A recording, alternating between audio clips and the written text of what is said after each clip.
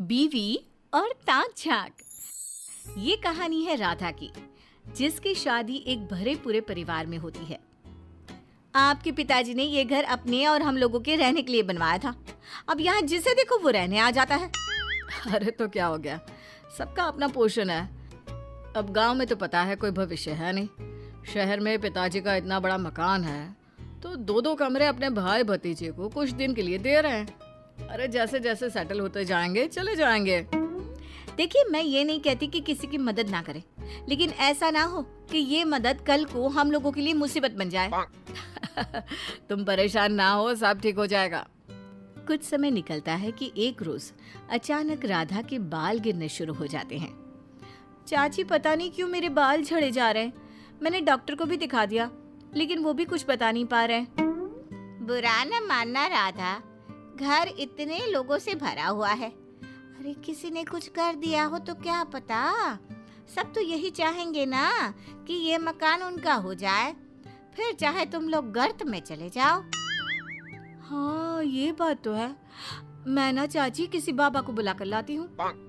पति के जाने के बाद राधा एक बाबा को घर लेकर आती है। अरे ये घर, इस घर में कोई कैसे रह सकता है? क्यों बाबा, क्या हो गया?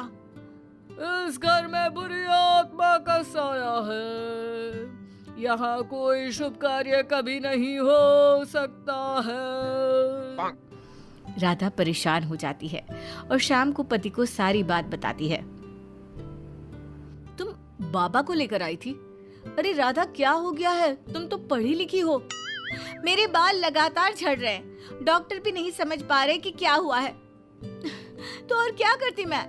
तुम इन लोगों को बोलो कि मेरा घर छोड़ के चले जाए। तभी वहाँ राजेश की चाची आती है। ये लो राधा, राजेश, मैंने इडली बनाई है, खा लो। वैसे तुम लोग अगर सहारा ना देते तो हमारा पप्पू कैसे पढ़ाई शहर में पूरी करता। हम लोगों के लिए तो तुम लोग ईश्वर की तरह हो। राधा तुरंत उन्हें झड़क देती है। ईश्वर होते तो यूं जादू टोना ना हो रहा होता इस घर में। मेरे बाल झड़े जा रहे, न जाने किसने क्या कर दिया है। अरे बेटा, वो तो मौसम बदल रहा है। बदलते मौसम में तो सबके बाल झड़ते ही हैं। अच्छा, चलती हूँ मैं। चाची सही तो बोल रही थी राधा, बदलते मौसम में सबके बाल झड़ते हैं। और देखा, चाची कितनी दुआ दे कर गई। ये तुम्हारे बच्चों के काम आएगी। राधा को न जाने क्यों पति की बात समझ में नहीं आती। फिर एक रोज, माँ देखो ना, मेरे ससुर ने शहर में बड़ा मकान क्या बनाया। उनके सारे रिश्तेदार हमारे घर में एक एक करके रहने आ रहे हैं। पूरा घर एक छोटा सा मोहल्ला लगता है। आपको तो पता है घर में कैसे रहती थी मैं, मेरा कमरा बस। देख राधा, तेरा घर नहीं बंगला है। लोग 2 कमरों में संतुष्ट हो जाते हैं। तेरे ससुर ने तो 40 कमरों का मकान बनाया है। बेटा, परिवार में कोई एक भी तरक्की कर लेना तो पूरे परिवार को सेटल कर देता है। तेरे ससुर ने वही किया। तू खुद को भाग्यवान समझ कि तुझे लोगों की मदद करने लायक ऊपर वाले ने बनाया है। फिर सबका अपना अपना किचन है ना, कौन तेरे साथ खा रहा है? तुझसे तो माँ बात करना ही बेकार है। क्या बोलूं मैं, घर को धर्मशाला बनाकर रखा है रिश्तेदारों ने। राधा के जीवन का ये रोना अब परमानेंट हो गया था। अब वो ना अपने बच्चों पर ध्यान देती, ना खुद पर। बस सारा दिन ये देखती रहती कि कौन क्या कर रहा है। एक दिन, अरे राधा, क्या बात है? कम से कम खाना तो घर पर ठीक से बनाया करो। क्या सारा दिन किसके घर में क्या चल रहा है इसी में दिमाग लगा कर रखती हो? अरे पता है, कल वो तुम्हारी ताई के जो बेटा बहू यहाँ रह रहे हैं ना, उनकी किचन से चिकन बनने की महक आ रही थी। मैंने कहा, देखो पता है कि राजेश को पसंद है, लेकिन ना जी ना, एक कटोरी भी ना देने आई। अरे ठीक है ना, चलो कोई बात नहीं, तुम खुद बना लेना। सोच तो रही हूँ। तभी राजेश की मामा की बहू आती है। राजेश भैया, ये लीजिए, मिठाई खाइए। भाभी आप भी। मेरे बेटी की नौकरी अमेरिका में लग गई है, हम लोग वहीं जा रहे हैं। आप लोगों ने इस घर में रहने दिया, सच में बहुत बड़ा एहसान था। आप लोग भी अमेरिका का प्रोग्राम बनाइएगा। राधा तो मानो इस खबर को सुनकर परेशान सी हो जाती है। अरे क्या हो गया राधा, तुम्हें खुशी नहीं हुई क्या? खुशी? मुझे अमेरिका बुला रही हैं। ये पूछो, मेरे घर में रहती थी लेकिन कभी मुझे अपने कमरे में भी नहीं बुलाया। नाना राधा, कमरे में नहीं बुलाती थी कारण एक ही कमरा, उस पे भी बेटी की पढ़ाई चलती थी। टीवी तो मैंने कभी देखा ही नहीं इसकी पढ़ाई के कारण, और कमरे में लोगों को कैसे बुलाती। लेकिन सच कहूँ, आज लगता है मेरी तपस्या सफल रही। अच्छा, मैं चलती हूँ। उसके जाने के बाद बढ़िया आई, रहती तो मेरे घर में थी और मुझे ही नीचा दिखाने की कोशिश कर रही है। तभी राधा और राजेश का बेटा आता है। क्या कुशल, कैसी चल रही है नौकरी?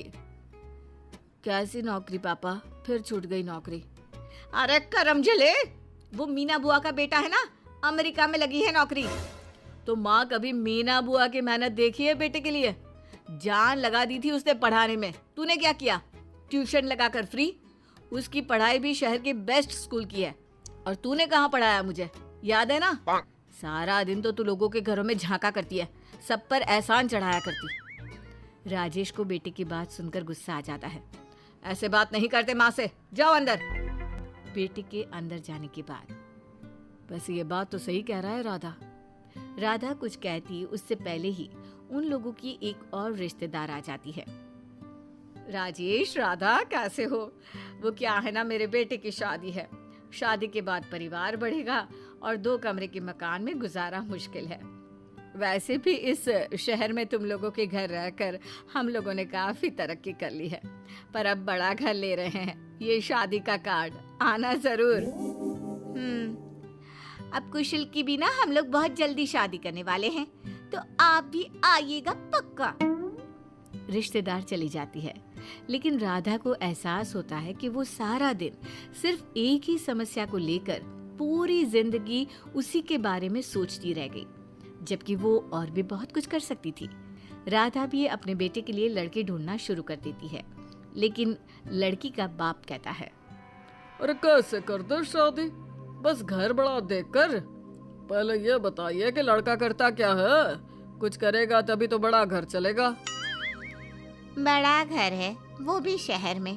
अरे बहन जी, सब था फिर भी लड़के को नहीं बना पाई। क्या करती रही सारी जिंदगी। माफ कीजिए, हमें आपकी लड़की का रिश्ता मंजूर नहीं है।